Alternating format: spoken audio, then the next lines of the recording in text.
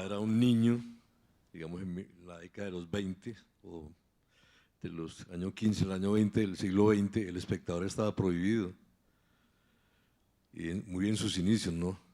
Y era leído clandestinamente. Y todo eso viene como de una dictadura del pensamiento conservador en Colombia desde el siglo XIX. Aquí nunca floreció un pensamiento verdaderamente liberal. No permitieron nunca a los conservadores que ni siquiera los liberales gobernaran, los verdaderos liberales. Por ejemplo, podemos hablar de Rafael Uribe Uribe, de Jorge Eliezer Gaitán y otros liberales más recientes. Digamos que hubo siempre una inquisición sobre un pensamiento más libre, unas formas inquisidoras que incluían la prohibición de la prensa liberal, y si no podía prohibirse, se podía comprar por una persona como Julio Mario Santo Domingo, que golpea al sector cultural, que promueve la libertad de pensamiento y la libertad de creación, y que fue premiado creo que ayer como el colombiano ejemplar por su aporte a la cultura. Todo eso son contradicciones muy fuertes. Yo pienso que el cierre del Espectador, del magazine, finalmente es la expresión de una etapa muy concluyente digamos, de prohibición de la libertad de pensamiento y de la libertad de circulación de las ideas más libres. Y en este momento pienso que puede haber como una apertura a partir de la concreción de los diálogos de paz, y hay la posibilidad de reeditar una publicación como el Magazine en ese espíritu, en esa atmósfera de libertad. Digamos que el Magazine sin el Espectador, sin el periódico, tal vez es más importante, tal vez es cierto lo que dice Juan Manuel con su característico humor, que a la gente le enciman el periódico. Si compra el Magazine, se podría pensar en editar un tipo de publicación periódica con este tipo de papel que no sea tan costoso y que le permita a los intelectuales y a los poetas, a los escritores colombianos, a los artistas reagruparse para aportar al proceso de paz, para aportar a la reconciliación del país y a un diálogo mucho más profundo y más verdadero después de estos periodos tan oscuros y tan difíciles de prohibición de un pensamiento libre. ¿Ustedes podrían y estarían de acuerdo en que se abriera una etapa, digamos, de convergencia, de confluencia de intelectuales, de artistas colombianos alrededor de una publicación que podría digamos, ser la continuación de esa publicación maravillosa que abrió tantos caminos en Colombia y que por eso será recordada siempre, que es el Magazine del Espectador?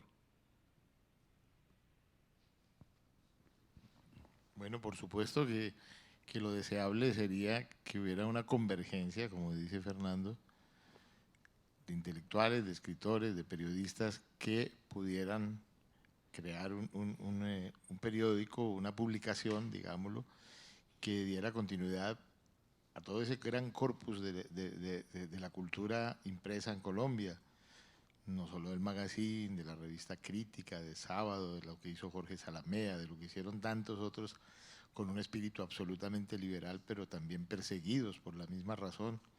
A Salamea prácticamente lo desterraron del ámbito periodístico y a otros tantos. Pero por supuesto que eso es deseable y es necesario. Lo que pasa es que también hay que pensar no en términos del realpolitik que llaman, pero realmente es un momento también de mucha atomización, en los cuales precisamente esa convergencia se ve más difícil que en cualquier momento. Tal vez esa atomización es lo que hace más necesario precisamente que existiera un medio de ese orden.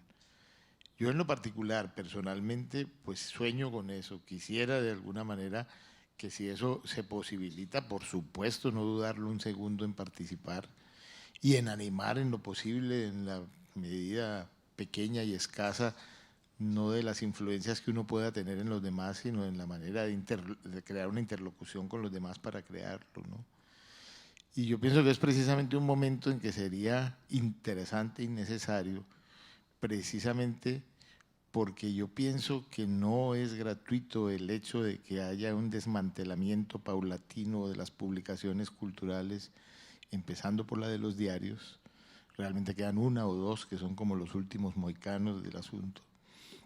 Y que realmente yo creo que eso es una política que no es una cosa por azar. Entre más aturdimiento intelectual hay, y estos medios lo que propician es un desaturdimiento intelectual, pues mientras más aturdimiento intelectual, por supuesto que es más maleable y más manejable la opinión pública, que la opinión pública en general es la opinión de los que no tienen opinión, es decir, de los que van arrebañados por unos guías que generalmente son espurios, como pasa con casi todos los medios, no solamente los impresos, la radio, que es espantosa, la televisión, que es espantosa, que son unos, que hay una gran cantidad que maneja un mundo hueco y calcáreo, que cuando hablan de cultura están hablando del espectáculo. Los medios han reemplazado la cultura por el espectáculo. Hay una chaquirización de la cultura. Todo es epidérmico. Y yo creo que eso es absolutamente consciente, que eso no es gratuito, que eso es una cosa que sistemáticamente ha ido pasando y ha pasado por azar, ¿no? Sin duda que no. O sea que yo sí creo que sería necesario. Comparto con Juan Manuel esa necesidad. Yo veo, nosotros tuvimos mucha suerte también, porque que un fenómeno pueda ser realmente tan masivo como fue el magazine, en términos de cómo llegaba, porque el vehículo además era todo un entramado de circulación nacional que tenía el periódico. Poder estar en tanta biblioteca de tanto municipio pequeño, tan alejado, a un costo tan bajo, realmente tener asegurada esa plataforma para llegar, aunque hoy podríamos pensar, no, bueno, las tecnologías nos dan muchas oportunidades, pero de todos modos tocar, bueno, nosotros ya tenemos años y canas y para nosotros es un placer tocar el papel, leer en papel, llevarlo debajo del brazo, ponerse uno en una cafetería a leerlo con otro, a compartir, que era parte de lo que de la emoción del magazine, es que uno se iba a un cine o a un teatro y en cualquier cafetería en el centro de Bogotá o en un municipio se encontraba gente leyendo y discutiendo un artículo del magazine. Entonces, esa suerte de tener el vehículo de circulación dado cada domingo, para llegar a tantos lugares, haberse podido insertar también en los colegios, que es otra cosa que creo que lo hemos vivido mucho Juan Manuel en su trabajo, o yo después, cuando uno, años después de terminado el magazine, llega a una escuela, no sé, me pasó a mí en Soledad Atlántico, y se encuentra uno a los profesores y le dicen, Marisol, es que usted no se imagina lo que representaba para nosotros tener como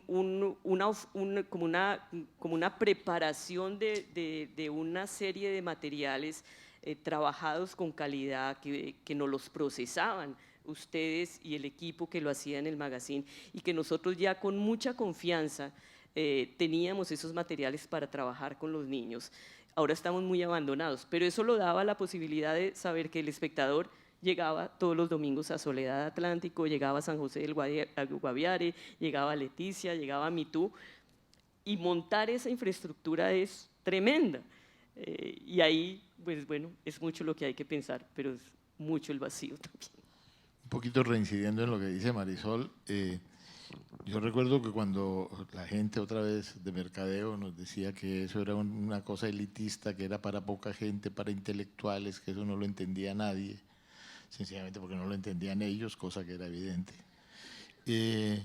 Yo me acuerdo que precisamente lo maravilloso del magazine es que en lugares perdidos de la Colombia profunda, en lugares perdidos donde no había librería, donde no había biblioteca, la manera como la gente suplía las lecturas era a través del magazine.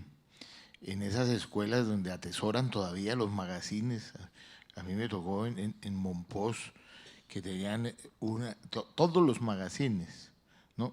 Todos parcialmente, porque la mitad, la hermana Polilla había engullido la mitad, pero los conservaban conservar algo más importante que la Enciclopedia Británica. Realmente se formaron generaciones con eso. Y eso es inolvidable, no para los que lo hicimos como narcisismo y el hecho pues de exhibir que logramos una cosa tan maravillosa, sino como memoria de un país desmemoriado, por una parte, donde la historia oficial, repito siempre, no está contada por la punta del lápiz, sino por el lado del borrador, donde habitualmente la pedagogía es tan rudimentaria que pues, la gente pasa la mitad de la vida aprendiendo cosas y el resto tratando de olvidarlas. Todo eso el magazine de alguna manera suplía en la medida posible. Y que había también, pienso yo, y eso me gustaría decirlo como un agregado, un pequeño agregado, como un valor agregadísimo o como un valorcísimo agregado, que había ese gusto por lo visual que convocaba a la idea de que también la estética tendría que estar adosada al diarismo, ¿no? Que hubiera muy buenos ilustradores, que hubiera una preocupación, casi todos de aquí, entre otras cosas, que hubiera una preocupación porque fuera un hecho estético en sí mismo, además de lo que tenía como contenido, no divorciando la una cosa de la otra. Yo creo que el magazine en eso fue realmente notable. Hola, buenas noches, Marisol, Juan Manuel. Quisiera hacer una pregunta para Marisol, de pronto me aparto un poco del tema, pero en Explora hay un tema que nos apasiona mucho y luego del magazine, Marisol, trabajaste en la Universidad Nacional y dijiste en alguna publicación que era digamos, como un matrimonio feliz, ¿cierto?, entre la academia y el periodismo, y quisiera que nos ampliaras ese capítulo, sobre todo pues en el contexto de un país donde poco encontramos historias de medicina, de ciencia, de agronomía. Algo que fue muy claro cuando tomo desde el magazine y voy después a la universidad.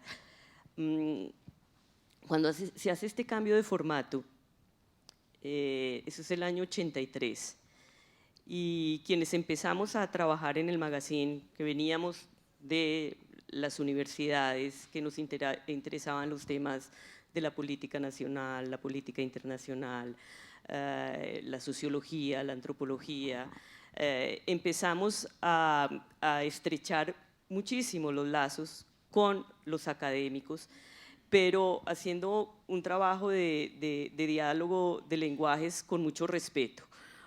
Saber que esto era una publicación masiva, que le queríamos dar la calidad, pero que no era una publicación especializada ni de la sociología, ni de la antropología, ni de la biología. Y entonces poder estrechar esos lazos para trabajar en función de otros lenguajes y de otros públicos, sin pensar que eso era banalización del conocimiento, que es normalmente parte del forcejeo que uno tiene con los académicos. Fue una apuesta clarísima que tuvo en su momento el magazine, y creo que pensar a Colombia en ese momento es que tenemos que ubicarnos en pre-constitución del 91, en una sociedad todavía más cerrada de lo que sigue siendo, pero que ni siquiera era posible pensar en que este era un país pluriétnico y pluricultural, porque esas palabras no existían en el comienzo de los años 80. Y es la universidad y los académicos los que empiezan a volcar ese pensamiento sobre el país, sobre la construcción de la democracia, sobre la paz, tantas cosas que ya el germen está en el magazine. Cuando yo salgo del magazine, inmediatamente me llama Leopoldo Múnera, que además era uno de los colaboradores del magazine, una persona, fue vicerrector de la sede de Bogotá de la Universidad Nacional, un abogado muy estudioso además de los movimientos sociales, que alimentó muchísimo las temáticas del magazine en su momento, y me dice: ¿por qué no vienes y nos ayudas a montar la unidad de medios de comunicación? Yo encuentro el mundo de la universidad se abre todavía más para trabajar en ese diálogo de lenguajes entre el periodismo y la academia, y se abre muchísimo a la ciencia también, ya no únicamente a la parte de ciencias sociales, de la política, de la antropología o la sociología, sino empezar a descubrir la riqueza, por ejemplo, de las ciencias básicas, de la veterinaria, de la entomología, y decir, bueno, ¿qué vamos a hacer en la radio, en la televisión y en la posibilidad de medios impresos en la Universidad Nacional? Y afortunadamente la infraestructura de la universidad y el plan de desarrollo que se formula en ese momento, que se vuelca a hacer un plan de desarrollo en función de pensar el país a través de la ciencia, pero con otros lenguajes. Entonces la plataforma de Unimedios era muy importante para ayudar a pensar en el país desde todos los ámbitos. Y lo más enriquecedor es cómo uno puede dialogar desde el respeto, que también era una ventaja, ¿no? Los académicos son muy irrespetuosos de los periodistas porque creen que los periodistas no sabemos nada o sabemos muy poco de todo y no creen en nosotros, pero por fortuna lo que se había hecho en el magazine ayudaba a que creyeran en lo que íbamos a hacer en Unimedios. Entonces, ese respetarnos mutuamente y pensar en común, en un público que teníamos para trabajarlo, pues fue realmente muy enriquecedor. Y se da la posibilidad además de crear una publicación como UN Periódico, que fue una apuesta de la Nacional que se ha continuado con algunas variaciones, porque sí fue muy crítico fue muy crítica la incursión del gobierno de Álvaro Uribe en la Universidad Nacional y lo que lograron bloquear, acabando una rectoría como la de Víctor Manuel Moncayo y lo que vino después, que afectó también a UN Periódico. Pero bueno, yo creo que ahí el respeto mutuo y pensar en ese diálogo de lenguajes es lo más valioso. Buenas noches. Quiero hacerles una pregunta a cada uno. Primero, Marisol, quiero preguntarte, siempre me ha inquietado porque yo toda mi vida he sido un apasionado por el periodismo desde que estaba niño. Entonces quiero preguntarte en primer lugar, Marisol, algo que siempre se me ha grabado en mi mente, que se lo escuché a García Márquez a propósito que él, hoy que está cumpliendo años, Gabo, un saludo para él a la distancia en Cartagena. Quiero preguntarte, Marisol, algo que él siempre ha enfatizado mucho, García Márquez, sobre un problema muy delicado que él ve en el periodismo, que es lo que él llama el síndrome de la chiva. Yo quisiera, Marisol, que bajo tu óptica, en tu perspectiva de analizar las cosas, en tu condición de periodista de tantos años, de tanta experiencia, ¿cómo analizas tú la problemática que se ha expandido por todo el país, no solamente en Colombia, sino casi que en toda Latinoamérica, la problemática que muchos periodistas, pues no voy a decir que todos porque uno no puede generalizar, pero muchos periodistas caen en esa situación delicada que es el síndrome de la chiva, como con el fin de hacerse notables ante el medio en que trabaja y pues como destacarse.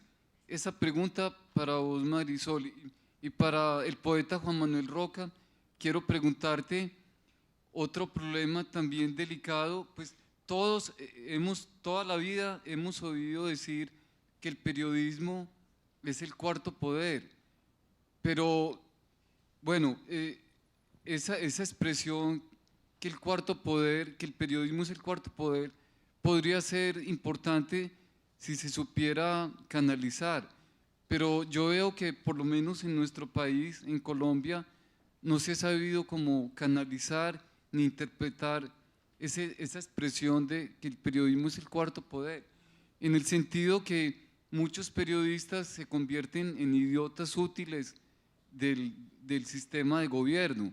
Entonces, para concluir, Juan Manuel, preguntarte cómo hacer para que muchos periodistas enfatizo que son muchos porque uno no puede decir que todos. ¿Cómo hacer para que estos periodistas enderezcan esa posición y no sean idiotas útiles del sistema social o del sistema de gobierno de turno? Esas son las dos preguntas. Muchas gracias. Yo creo que esa frase de García Márquez del síndrome de la chiva la ubica uno históricamente en los años 60 y 70. Yo no hablaría hoy de síndrome de la chiva. Los conceptos de actualidad en periodismo se transformaron radicalmente con el desarrollo y la emergencia de las nuevas tecnologías. Entonces es muy distinto hoy. Eso de poder tener una chiva casi parece ciencia ficción. Lo que a mí me preocupa más bien es una tendencia a un periodismo más fácil y a un periodismo que se mueve mucho en lo que virtualmente va circulando y que se hace desde un escritorio. Entonces, no me preocuparía tanto el malestar del periodismo por el síndrome de la chiva, porque el concepto de actualidad y las tecnologías cambiaron radicalmente eso. Me preocupa más el periodismo que desde el escritorio ve virtualmente el mundo y entonces habla de ese mundo con el que ni siquiera tiene contacto. Creo que ahí es donde tenemos que trabajar y mirar qué es lo que está pasando. Y en términos de, yo creo que lo importante es que convivan muchos tipos de periodismo, muchos géneros de periodismo, pero que la tendencia dominante no sea la tendencia del periodismo domesticado y del periodismo fácil. Porque los espacios del periodismo que cuesta tiempo, que cuesta energía mental, que cuesta trabajo en la calle, que cuesta por su trabajo de campo, por la investigación, por los riesgos que se corren, ese periodismo desafortunadamente cada vez tiene un espacio menor en todos esos periodismos que conviven. Bueno, yo no tengo mucho que decir en relación a la pregunta. Solo pienso que esa estratificación para llegar a la conclusión de que el periodismo es el cuarto poder, realmente yo digo que hay una negación en este momento de eso, en el sentido de que no es el cuarto poder el periodismo real, sino precisamente el fraudulento. Es decir, que cuando uno le dicen el periodismo es el cuarto poder, ¿qué más quisiera uno que un periodismo de verdad, orientado, crítico, que de alguna manera se está cotejando con la realidad inmediata como, no solamente como opinión, sino como documentación? Yo, por ejemplo, leo con mucho placer a Daniel Coronel porque me parece que no hace un periodismo de opinión, sino de demostración. Ese sería el verdadero poder, ¿no? El poder de verdad, quitarle las capas, la costra, la nata del periodismo que se hace actualmente, que es hueco, que es calcáreo y que está manipulado precisamente por los otros poderes. Ahora, perdón, para terminar, me parece que en la pregunta anterior, lo que pasa es que también el magazine no tenía por qué correr detrás tampoco, a pesar de que fueran esas épocas en que se corría detrás de la chiva, porque no era un periodismo de coyuntura, no obligaba a hacer el registro, aunque se hacía permanentemente, de lo que tenía ocurrencia en un conglomerado social. Yo siempre recuerdo una definición de Chesterton del periodismo que dice que el periodismo consiste en decirle a la gente que se murió alguien que no sabía que estaba vivo, y de alguna manera hacia eso ha corrido el periodismo, ¿no? Hacia el dato aleatorio, hacia el obituario, a lo que tiene una circunscripción inmediatista. Y a mí me parece que ese es un periodismo banal y muy transitorio. Bueno, primero que todo, una disculpa a Juan Manuel y a Marisol, a ustedes, a Explora. Una hora me demoré de Caracol hasta aquí. No es usual, pero bueno, el aguacero lo hizo todo más difícil. Voy a intentar caer un poco en paracaídas después de la conversación que ya había comenzado. Y yo traía, digamos, para comenzar un poco, una época que marcó, digamos, un cambio en el magazine desde el 83, que se cambió, digamos, el tamaño, y me llama la atención un texto que hay en ese magazine cuando cambió en el 83, que podría estar en cualquier magazine que estuvieran haciendo hoy o que estuviera retomándose. ¿Qué se han hecho los lectores de los suplementos literarios de los periódicos? ¿Por qué solo una mínima parte de ellos acude a este tipo de publicaciones? ¿Será que al público no le atrae el tema cultural? Después de un consensuado estudio sobre los hábitos de lectura de los colombianos, bueno, y ahí arrancaban ellos explicando un poco su cambio y hacia dónde iba a tomar el magazine. Me parece muy llamativo que una de las cosas de ese cambio era el color, y ese primer magazine que vino con este tamaño hablaba del color, hablaba de la fotografía, hablaba de competir con los medios electrónicos. Me imagino que estaba pensando en la televisión y todavía no en otros medios, y quiero que ustedes nos cuenten un poco cómo era esa, digamos, ustedes de pronto se incorporaron un poco después, pero cómo era esa pelea, digamos, desde ahí, desde lo cultural. Sé que para mucha gente que era un público especializado que ya miraba el magazine, eso era una especie de trivialización y eso era una especie de dar el brazo a torcer por lo que la gente quería encontrar. Quiero que nos cuenten un poco el magazine que ustedes encontraron cuando llegaron ahí. ¿Qué había? ¿Cuál era el público? ¿Cómo se recibía? Y un poco qué remesón hubo, ¿no? Yo viví de cerca el cambio, pero como lectora.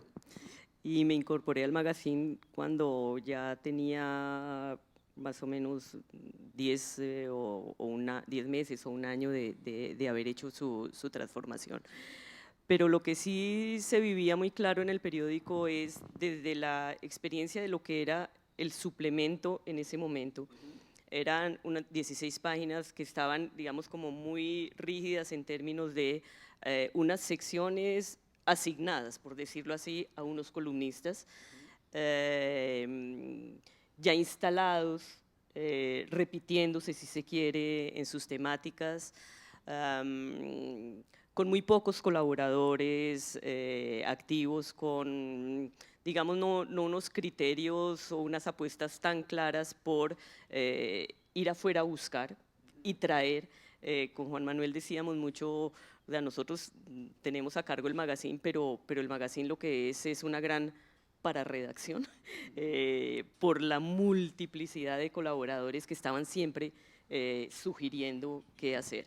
Entonces, esa transformación del magazine se da por un agotamiento clarísimo de un suplemento tradicional, a pesar de que seguía teniendo algunos materiales importantes, pero también la persona que lo hacía en ese momento estaba a cargo de las páginas culturales del periódico. ¿Era quién? Era Miguel Garzón. Esa responsabilidad compartida es difícil de poderlas asumir de una manera en que se vuelca toda la creatividad de quienes hacen la publicación sobre la propia publicación. Eso por un lado. Por otro, es un momento en el que hay, digamos, unas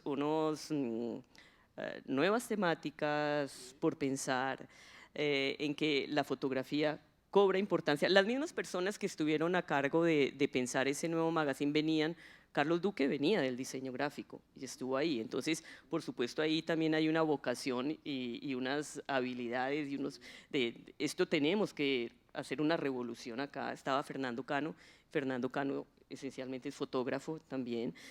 Se estaba haciendo en ese momento, además, esa gran historia de la fotografía en Colombia que hizo Eduardo Serrano, y se pensó, ¿por qué no pensamos en un fotoayer y en un fotohoy a partir de este trabajo de investigación de la fotografía? Y convocamos a los lectores a que empiecen a enviar fotografías. Entonces empieza a haber un país distintísimo en esas fotografías que envían cada domingo y se publican en esa edición del magazine. Y el trabajo de Duque con los grafismos dice, bueno, esto no es cuestión de únicamente fotografías de archivo o las fotografías de una película que se va a comentar, no, hay que crear y pensar visualmente también el magazine. Entonces, esa es la explosión gráfica que se da en su momento, muy, muy llevada, yo creo, por esas dos últimas páginas del magazine, del fotoayer y el fotohoy, que además era un concurso que motivó muchísimo la participación de la gente, y después los grafismos que empiezan a transformar muy radicalmente las carátulas de la publicación. Entonces nosotros recibimos un magazine que se logró conectar con otros lectores. y que se fue buscando. Y que se fue preguntando cosas y nosotros pues llegamos a imprimirle también otro carácter y a sumar a lo que ya se había construido en su momento, creo que. Sí, yo quisiera agregar que yo creo que el cambio que se dio en el magazine a partir del 83 en lo formal y en lo temático también está hecho al unísono con el cambio también de mentalidad del país en relación a la cultura. Eso que García Canclini llama las culturas híbridas es algo que se experimenta en el magazine. Lenguajes migrantes de un lado a otro, de la plástica al graffiti, del dibujo a la caricatura, al cómic, la aparición de la fotografía como un hecho estético importante. Era ampliar un poco el concepto de cultura, ¿no? Era radicalmente proponer otro tipo de cultura. Por supuesto que lo que dice Pascual inicialmente tiene razón, mucha gente fue refractaria a eso pensando que era una banalización, sencillamente porque se había desparcelizado el magazine, porque habían unas parcelas que eran columnas de opinión que aparentemente para mucha gente, pues que estaba acostumbrada a esa andadura, pensaba que un suplemento literario, cultural, tenía que ser una serie de opiniones, de columnas fijas y no de hechos, otra vez, esa cosa del lenguaje migrante de un lado a otro, que fue lo que propició el magazine. Cuando ya la gente se fue acostumbrando a eso y se dio cuenta que era importante que así como aparecía, digamos, un texto recobrado de un filósofo, una traducción, apareciera también un lenguaje callejero. Ahora cuando hablábamos de Silvia Duzán como gran cronista y ese aporte que hizo de que la calle desembocaba en la casa y la casa era el magazine, de alguna manera fue el atender a otros lenguajes que la mayoría de los suplementos literarios no lo hacían, porque era muy fácil hacer un suplemento a la usanza de los viejos suplementos, pero además sin la calidad de los viejos suplementos de los años 20, por ejemplo, pero repitiendo un modelo establecido que ya era de fácil recibo. Aquí había el riesgo del cambio de piel y todo cambio de piel implica muchas dudas, inclusive de quienes lo hacen, pero poco a poco yo creo que fue encontrando un camino, de manera que cuando nosotros, primero Marisol, después yo, llegamos al magazine, ya había, sin que hubiera un hecho programático, no había un cliché para elaborar el magazine, no había unos compartimentos, no había una cosa normativa, pero encontramos un territorio abonado no tanto por lo que hizo el magazine, sino fundamentalmente por la forma como fue recibido. Hoy hablaba un poco para preparar la conversación con Guillermo González y me decía que en un momento circulaban 60.000 ejemplares del magazine y que en algún momento también lo llamó D'Artagnan porque era la única manera como el espectador le estaba ganando al tiempo, que no le ganaba hacía mucho tiempo de preguntarle, bueno, ¿qué es lo que están haciendo ustedes ahí? Me parece interesante también, el magazine se convirtió en una especie de validador de voces nuevas, ¿no? Era una manera de entrar a un círculo que es cerrado normalmente y que se estaba empezando a abrir. Siempre se ha hablado de vacas sagradas y ustedes hablan de unas columnas que estaban quietas ahí, era la gente que tenía, digamos, la pluma y la capacidad de opinar sobre cultura y aquí se abrió un poco, hablemos un poco de quiénes llegaron. Me decía también Guillermo González que en algún momento le dijo William Ospina, usted no se acuerda, pero mi primer texto en los periódicos apareció en el magazine reseñando un libro de un tal Fernando Vallejo. Hablemos de quiénes llegaban ahí y cómo llegaban, cómo se tocaba la puerta del magazine. Yo me gustaría recordar una frase de Guillermo Cano y a él le pregunta a alguien ¿cuál es la clave de ser director de un periódico? Y Guillermo Cano dice ser generoso. Y yo creo que la vivencia de nosotros en el magazine fue, no porque Guillermo Cano lo hubiera dicho, sino quizá por nuestra misma manera de ser, y es la generosidad lo que da es tener casa abierta, que lo dije antes, y sentirse en el Magazine a gusto y no tener miedo de proponer, no tener miedo de llegar, no tener miedo de hacer esa apuesta, porque además nosotros no cerrábamos la puerta en la cara a nadie. A veces uno puede decir, uy, otra vez, y porque nos pasaba, ¿no? Mire, que llegó no sé qué, no, madre, bueno, y 2 horas o 3 horas y nosotros en cierre, pero lo vivíamos como una tertulia permanente. Entonces, iban llegando, yo creo que se perdía el miedo, no, se sabía que eso no era cerrado, a pesar de que a nosotros nos criticaron y muchas veces decían es que solo les interesa este sector de la cultura. Eso se dio Eso siempre sin pasa, ¿no? lugar a duda. Pero, no sé, podemos empezar a recordar. Entonces uno dice, bueno, Alfredo Molano era en ese momento un sociólogo del que renegaban los sociólogos, porque estaba haciendo historia de vida y porque estaba narrando un país de manera distinta. Y Alfredo Molano encuentra en el Magazine un espacio para proponer ahí empieza él a encontrarse, creo que empieza ahí a encontrar un tono que después lo vea a lo largo uno, y estos son años 80, o sea que ya ha pasado un buen tiempo. No Hubo sé, también una conexión con las universidades, ¿no? sí, de eso Con las hablábamos. Ujú, ujú. O con centros de investigación como el CINEP, Como el CINEP. que eso nos costó a nosotros mucho También había ataque, un señalamiento ahí ya. un señalamiento, y lo de D'Artagnan que te cuenta Guillermo no es gratuito, Ujú. cómo nos atacaron a nosotros desde el tiempo, pero bueno, eso es parte de otra historia desde la perspectiva de lo que fue el Magazine en apertura de voces, y otras miradas de la política, que también lo podríamos hablar. Sí. Y empiezan a llegar, no sé, entonces está una voz como Molano, Evelio Rosero, Arturo Alape, con sus crónicas, digamos, del occidente, lo de Cali, eso era muy fuerte también en ese momento. No voy a decir se rescatan, pero florecen otros viejos autores que empiezan a apostar por el Magazine, no sé, Héctor Rojas Erazo vuelve al Magazine, autores consagrados también encuentran la casa, no sé, Germán Espinosa, R.H. Moreno Durán cuando llega, Collazos está muy metido con nosotros, aunque él había publicado antes. No sé, Juana, ayúdame, a ver, vamos pensando. No, muchos. Por ejemplo, yo creo que los primeros poemas de Piedad Bonet aparecieron en el Magazine, tal vez como un campanazo ahí, pero también muchos autores, digamos, internacionales. Yo me acuerdo que un magazine, la carátula era Saramago y decía, el titular era Saramago escribe, Estocolmo escucha, 8 años, 7 años antes de que le dieran el premio Nobel. Pero también la aparición de narradores muy poderosos, bueno, como Evelio José Rosero.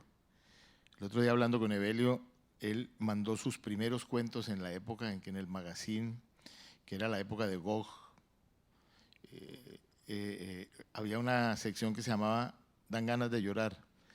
El primer cuento de Evelio José Rosero salió publicado en Dan ganas de llorar.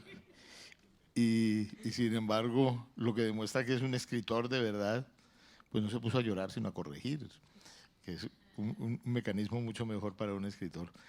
Pero también, por ejemplo, los primeros cuentos de Pedro Badrán, el regreso de R.H. Moreno Durán de Barcelona a hacer la esquina del cuento, que fue realmente memorable, los cuentistas de todos los países, de todas las culturas, de todas las lenguas que publicó, y sus notas de autor in fábula, que publicadas solas como un librito, es una cosa pues espléndida.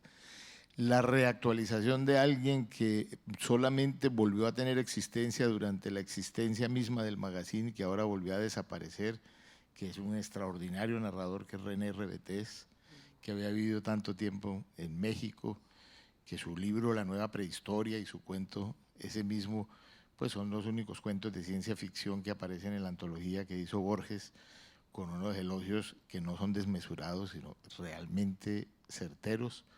Y René Rebetés era un escritor que estaba ya en la trastienda, ¿no?, del olvido. El regreso con nuevos textos, no con textos rescatados, de Héctor Rojas Erazo, cuyo periodismo de verdad es una lección. Realmente Héctor Rojas Erazo a la par con García Márquez, de quien de alguna manera era coetáneo y sobre quien había influido indudablemente, son piezas magistrales a la manera de la vieja crónica de Barrera Parra o de Luis Tejada. Y empezaron a aparecer también personas dedicadas a las artes plásticas, la sección de galería, a las reseñas de libros cuando nos inventamos el magazine Librográfico, que hacía un registro además de un mapa de lo que se leía en América Latina, que fue una de las primeras cruzadas de verdad importantes sobre el libro. Una cruzada que yo decía que atentaba contra una idea pérfida de Giovanni Papini, que era un hombre muy lúcido pero que devino fascista, que decía que los libros que se escriben no se publican, los que se publican no se venden, los que se venden no se compran, los que se compran no se leen, los que se leen no se entienden y que los que se entienden mal.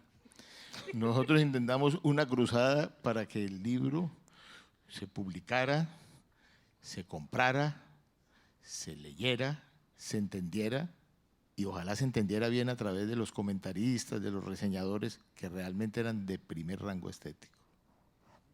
Hablamos ya de una conexión con las universidades, pero también había una conexión con las regiones. Empezó a llegar colaboraciones y notas de mucha gente en las regiones, incluso viajaban ustedes a las regiones a hacer talleres y a llevarlo, digamos, ya no solamente en impreso, sino como en presencia física a las regiones. Había un interés y un contacto también y un interés de sacarlo ahí de Bogotá y de moverlo en otras regiones y de que tuviera presencia en otras partes. Sí, claro.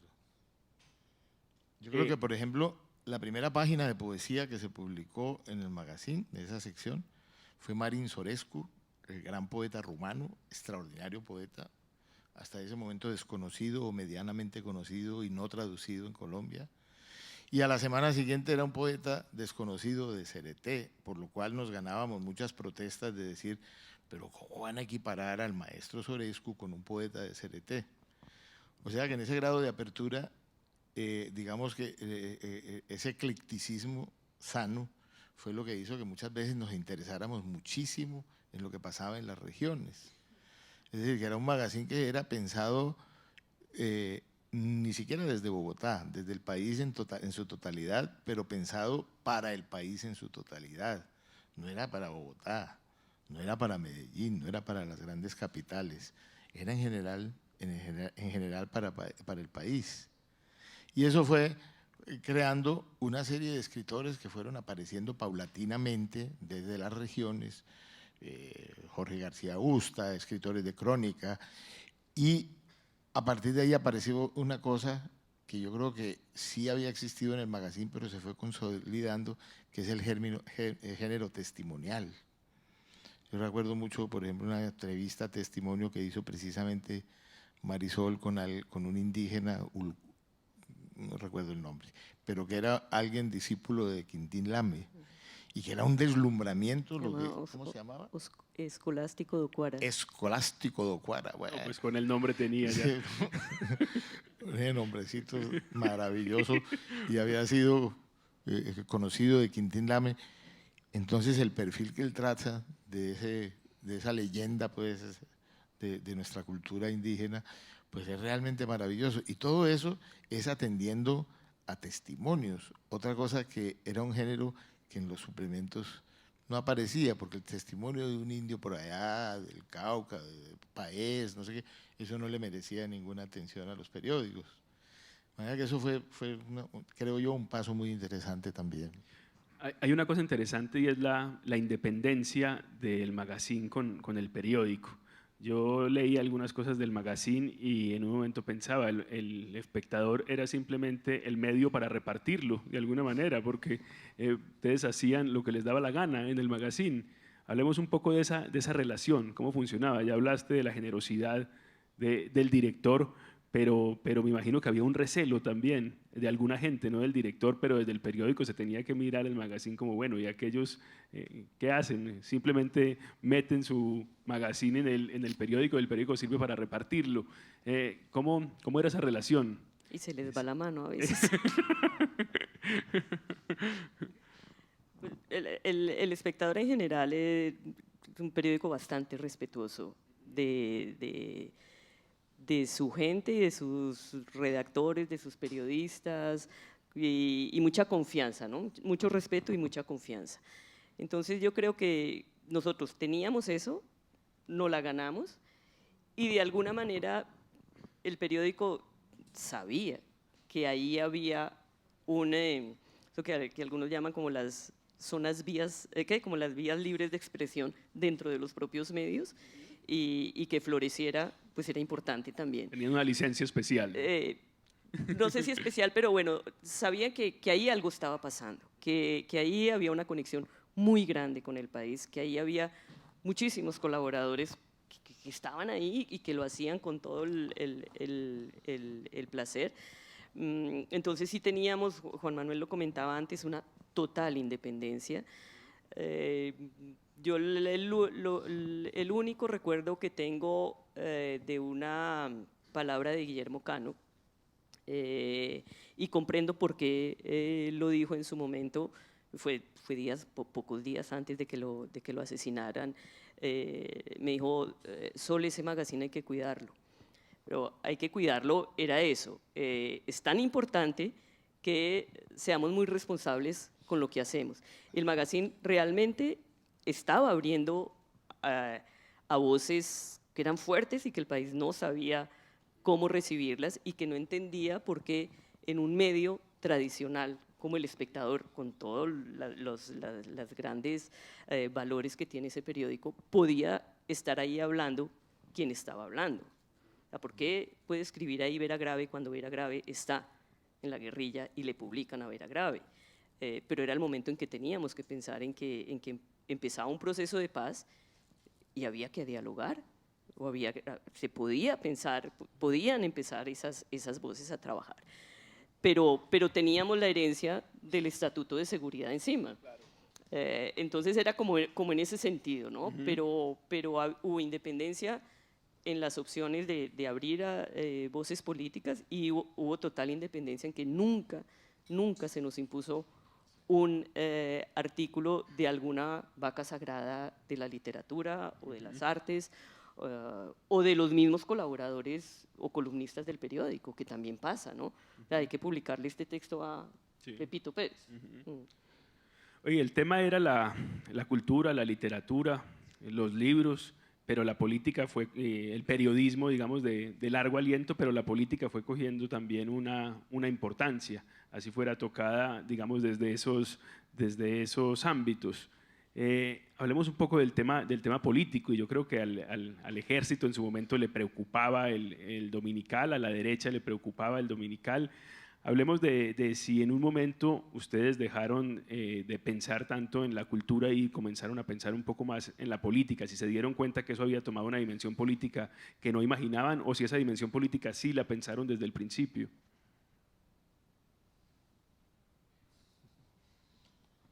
No, yo creo que sobre todo en relación con los movimientos sociales, era muy consciente la posición del magazine, en el sentido de que había que atender a eso como un todo, como un carácter orgánico y totalizante de la vida nacional, que no era solamente las bellas artes, sino que eso tenía una incidencia inclusive en las bellas artes y recíprocamente.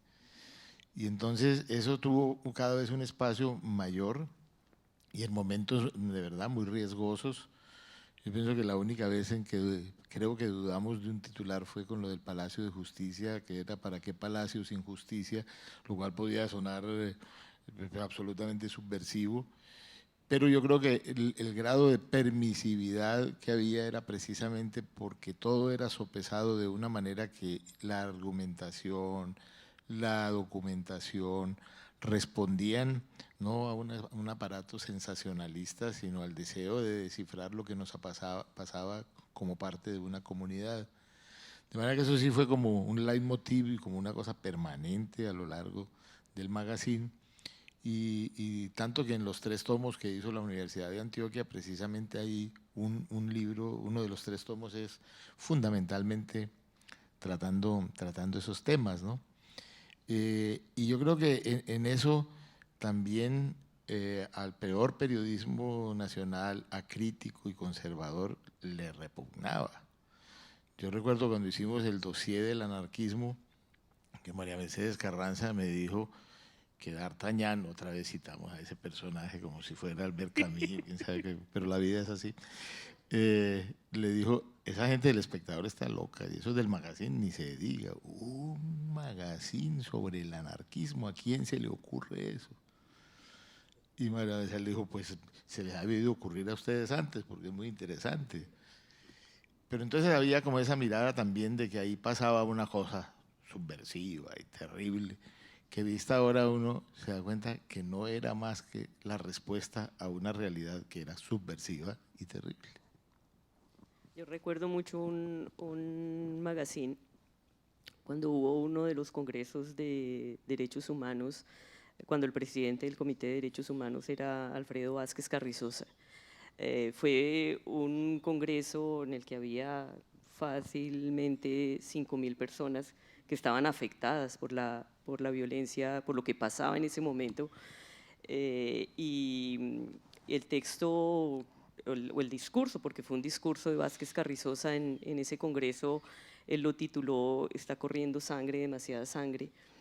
Y era un texto, era una radiografía del país impresionante en términos de violación de derechos humanos. Desafortunadamente no hemos salido de esa situación, pero el magazine publicó el texto completo, le dio carátula. Que era muy extenso. Además, que era muy extenso, era casi, no sé, eran por lo menos 12 o 14 páginas del magazine.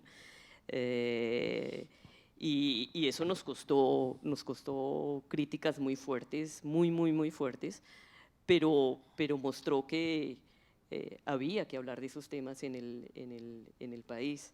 Y entonces la apuesta a poder pensar con la mayor inteligencia posible el país significaba que no podíamos estar de espalda a estos temas.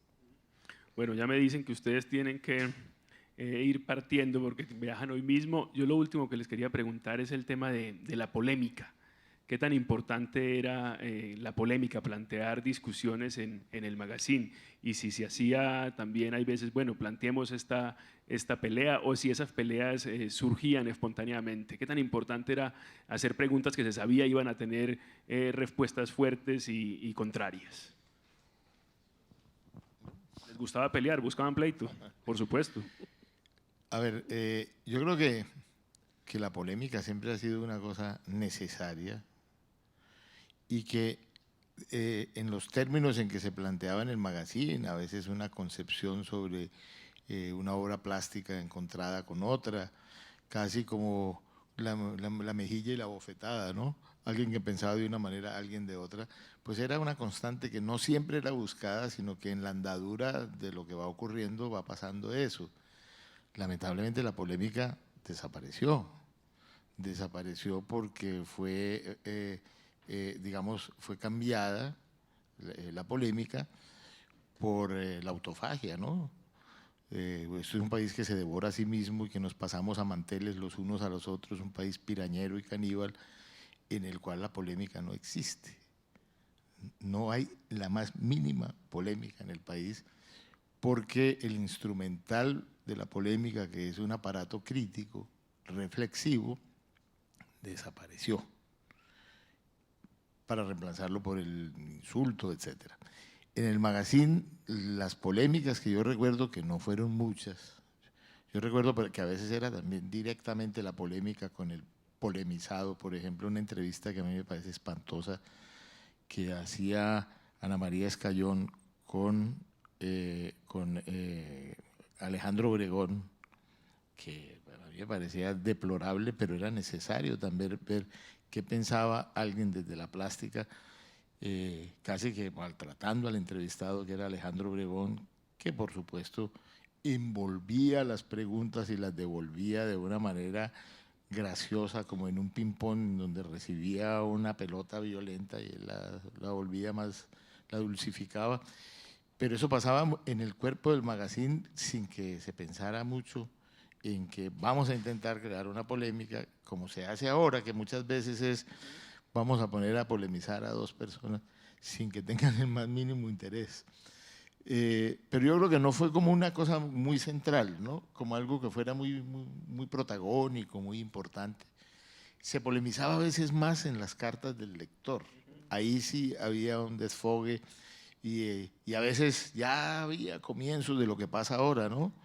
Por internet, de los twitters, de esas cosas tremendas, ¿no? Las cosas que se alcanzan a decir. Y en los foros de los periódicos, en los foros en internet, pues que se ha vuelto un que esa supuestamente es la polémica, ¿no? peor de los baños públicos. No, claro. Una polémica en que generalmente la más maltratada, para decirlo bogotanamente, es la progenitora. Bueno, muchas gracias. Creo que con eso terminamos y de nuevo disculpas por la llegada tarde. Lo siento que haya sido, por lo menos entre nosotros, con el público la tuvieron antes tan corta la conversación. Muchas gracias. Gracias a ustedes. Gracias.